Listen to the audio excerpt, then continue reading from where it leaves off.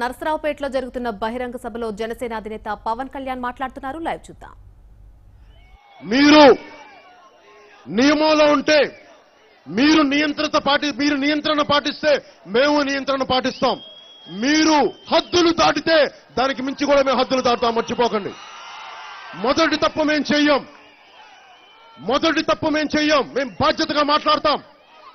పవన్ కళ్యాణ్ ఈ రోజున వచ్చి ముఖ్యమంత్రి గారిని విమర్శించిన సర్పంచ్గా పోటీ చేయని వ్యక్తి పంచాయతీరాజ్ శాఖ మంత్రిగా ఉండి మేము అన్నామంటే అందులో ఒక వాస్తవం ఉంది.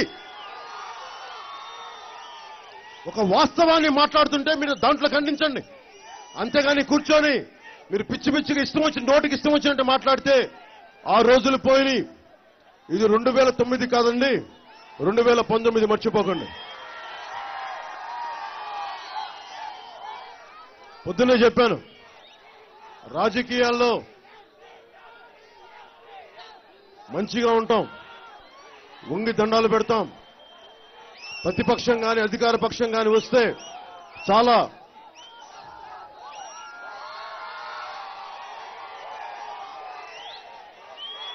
అవి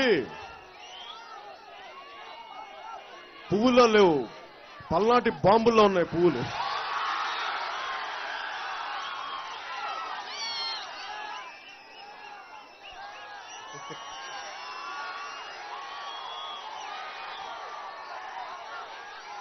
ఇది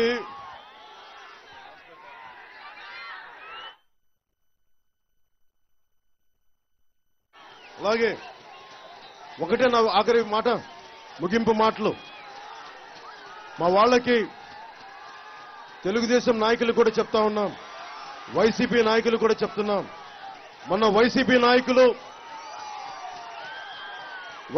పార్టీ వాళ్ళు మా ప్రచార రథాల మీద దాడులు చేశారు.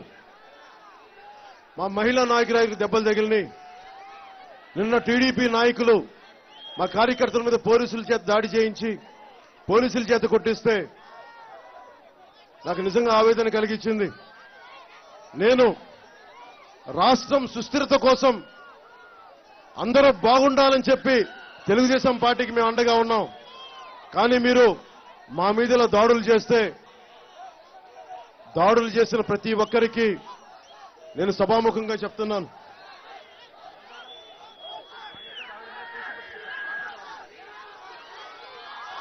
ముఖ్యమంత్రి గారికి చెప్తా ఉన్నాం, వైసీపీ జగన్మోహన్ రెడ్డి గారు చెప్తున్నాం, మీ నాయకులకి వైసీపీ నాయకులు జగన్మోహన్ రెడ్డి గారు చెప్తున్నాం, మీ నాయకులు మీ కార్యకర్తలకి చెప్పండి, మా ప్రచార రథాల మీద కానీ మా వాళ్ళ మీద కానీ దాడులు చేయొద్దని. అలాగే ముఖ్యమంత్రి చంద్రబాబు గారు చెప్తున్నాం, మీ నాయకులకి నాయకురాలకి చెప్పండి, పోలీసులు కూడా ఆదేశాలు ఇవ్వండి.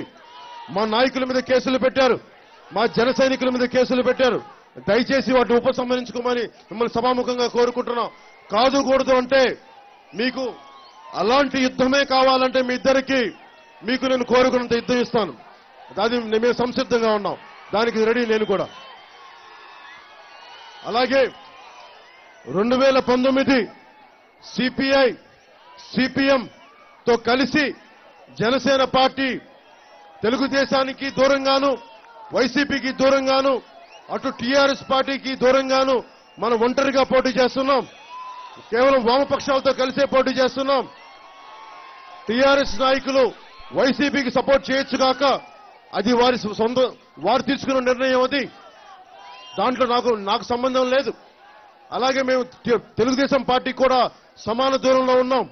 అందుకని మేము ప్రజలకి దగ్గరగా ఉన్నాం కానీ రెండు పార్టీలకి దూరంగా ఉన్నాం తెలియజేసుకుంటూ, మీ అందరికీ ఇంత అపూర్వమైన ఘన స్వాగతాన్ని పలికిన నా అన్నదమ్ములందరికీ, ఆడపడుచులందరికీ పేరు పేరున ప్రతి ఒక్కరికి ధన్యవాదాలు తెలుపుకుంటూ